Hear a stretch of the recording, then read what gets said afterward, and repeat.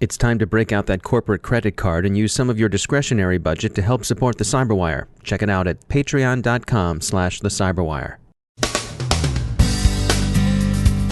WikiLeaks dumps the Dumbo project. Separation of agencies is a way of rendering leaks less likely. HBO's hack is getting bigger, apparently. Group IB outs members of the United Islamic Cyber Force to Interpol. Cerber goes after Bitcoin. WannaCry ransom payments are being moved, perhaps laundered. Lawsuits loom over NotPetya as more companies warn the malware had a material effect. The FBI says you can't exercise your right to be forgotten by DDoS. Election fraud in Venezuela, and your guests can eavesdrop on you through your Amazon Echo. But why would you have those people over anyway?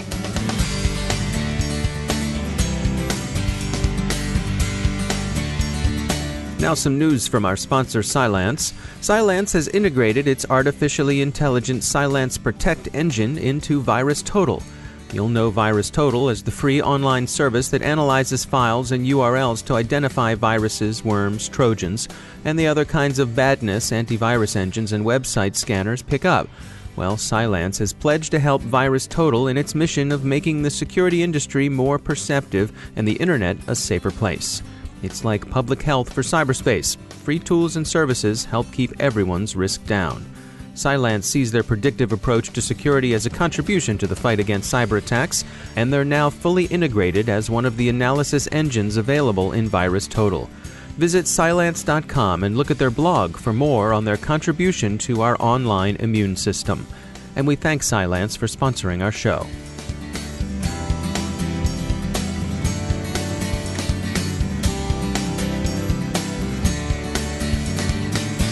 Major funding for the Cyberwire podcast is provided by Cylance. I'm Dave Bittner in Baltimore with your Cyberwire summary for Thursday, August 3rd, 2017. In a now familiar weekly ritual, WikiLeaks has dumped more alleged CIA documents from its Vault 7. These purport to describe the Dumbo project, which is said to be a program that compromised webcams and microphones. Dumbo appears designed more to facilitate and conceal physical access than to serve as a set of collection tools. How WikiLeaks and others get their material remains a matter of investigation and concern to intelligence services. A study the U.S. Government Accountability Office released this week concluded that separating NSA and U.S. Cyber Command may make it less likely that cyber tools leak. The HBO hack seems to be getting bigger, 7 times as big as the Sony hack, observers say, apparently taking quantity of lost data as their yardstick. HBO says its email system wasn't compromised, as some had feared, but fears that more shoes will drop remain.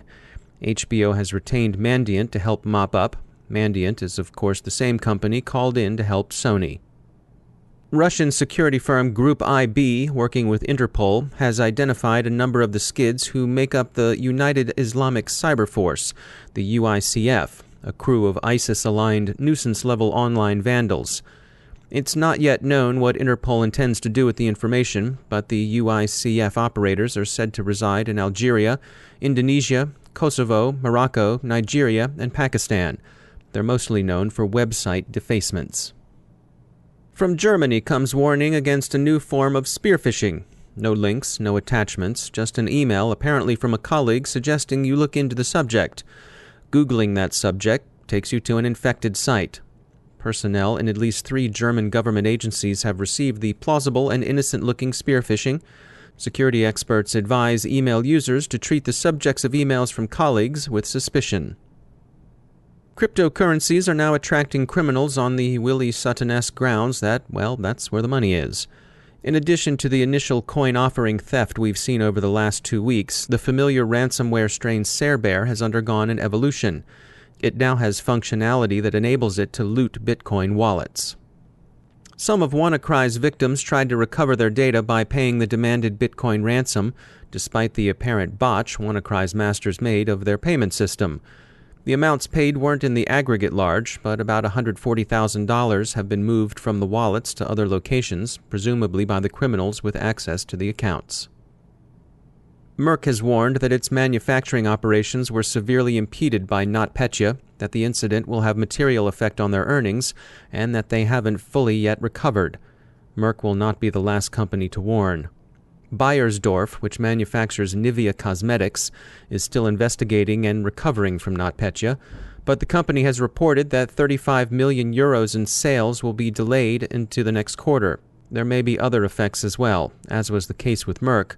Beiersdorf is working first on remediation and restoration of operations.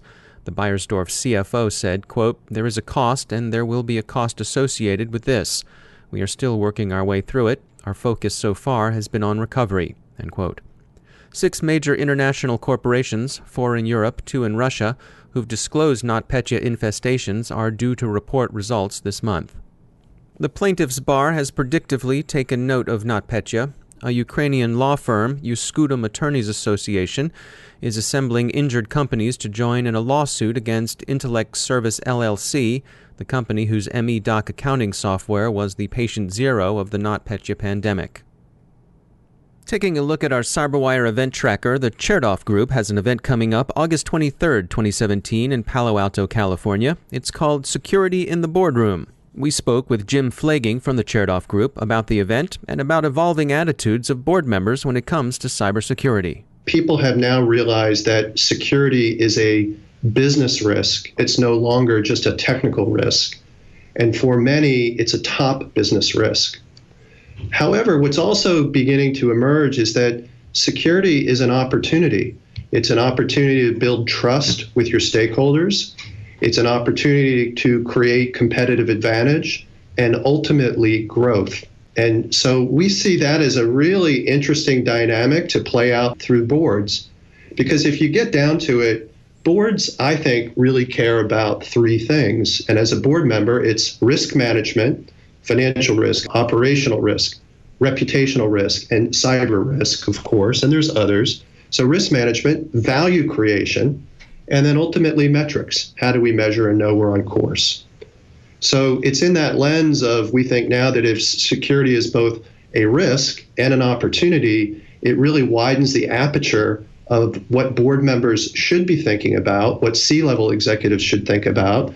And it was with that sort of impetus that we said, we think there's some room to both add value to how you should do this, and that's partly what we're doing here in the series. So where do you think security fits in within boardroom priorities? I would say that there is growing recognition at the board that this is a top business risk. And for large public companies, it's a robust part of their agenda. And there's many statistics from leading insurers and others who would say cyber has jumped up to near the top. However, when you look at the broader population of boards, and this would reflect the boards that I'm on, is that cyber is far from a boardroom competency. In fact, through the Chertoff Group research, 2/3 of directors that we've spoke to report having little or no cyber knowledge. And 35% said we leave cyber off the board agenda because of this lack of expertise and comfort. And finally, when you ask them, well, how would you learn about this? Board members learn from other board members. So they network. Board members learn from relevant stories, and we're finding successful approaches from CISOs of share them stories that might just be topical in the news.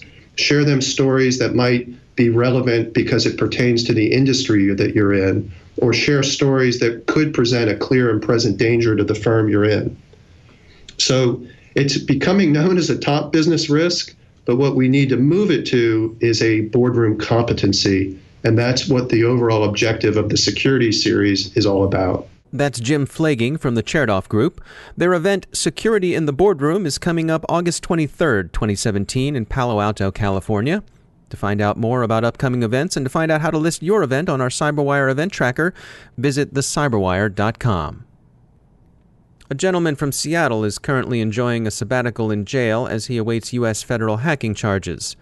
The FBI says the defendant, Kamyar Yanhan Rakshan, undertook a distributed denial of service campaign against Legal.com in 2015. Mr. Yahan Rakshan identified himself to Legal.com as being from Anonymous and told the legal services website he would shut them down if they didn't remove case citations concerning his prior criminal conduct. They didn't, and on January 24, 2015, he was as good as his word and commenced DDoSing. The attack stopped as soon as Legal.com took down the material he found objectionable. The suspect will face a judge later this month. You may have heard about this election hacking and influence stuff. Investigation proceeds in the U.S. and elsewhere, but if you really want to get a look at what a hacked election looks like, cast your eyes toward Venezuela, where the Chavista government seems to have gone on a ballot-stuffing spree that would make a healer from Chicago's 10th Ward blush. Some 1 million votes are said to have been invented in a claimed landslide that brings in a temporary parliament to perfect the Constitution in place of the National Assembly. President Maduro's government claims a turnout of 8 million voters in Sunday's election. That's about 41%, but the opposition says the actual turnout was on the order of 12%. The company that provides the voting machines used in Venezuela, Smartmatic, says it knows with certainty that the election was rigged. Their CEO told the London Times, quote, "Based on the robustness of our system, we know without any doubt that the turnout of the recent election for a National Constituent Assembly was manipulated. We estimate the difference between the actual participation and the one announced by authorities is at least 1 million votes." End quote. Most observers see this as a step toward a one-party state with a dictatorship that suggests, but President Maduro says there's nothing to see here, so just move on. That is, move on with him to a brighter, more peaceful, more Bolivarian future, and so on. And finally, researchers at MWR Infosecurity warn that your house guests could use your Amazon Echo to bug you. We suggest this remediation. Stop having creepy people over to your place. A quick note about some research from our sponsor Cylance. The hoods at Shell Crew, an organized cybercrime gang, are using and improving a family of malware Cylance calls StreamX. Unfortunately, StreamX flies below the radar of conventional signature-based antivirus solutions, and when it gets in, all kinds of bad things follow. Shell Crew can modify your file system or registry, create system services, enumerate your resources, scan for security tools, change browser settings, and of course execute remote commands. StreamX is being served up by some legitimate websites, mostly Korean. It's a nasty rat you want nothing to do with.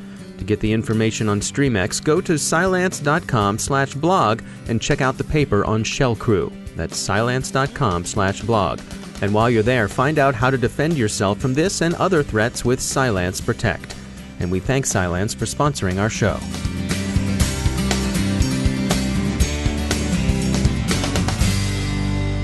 Joining me once again is Marcus Roschecker. He's the Cybersecurity Program Manager at the University of Maryland Center for Health and Homeland Security. Marcus, welcome back. I saw an interesting story come by from Wired. It was called "Digital Privacy is Making Antitrust Exciting Again."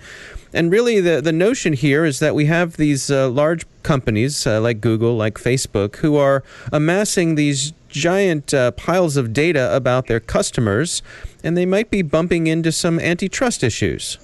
It's a very interesting question that's being raised more and more.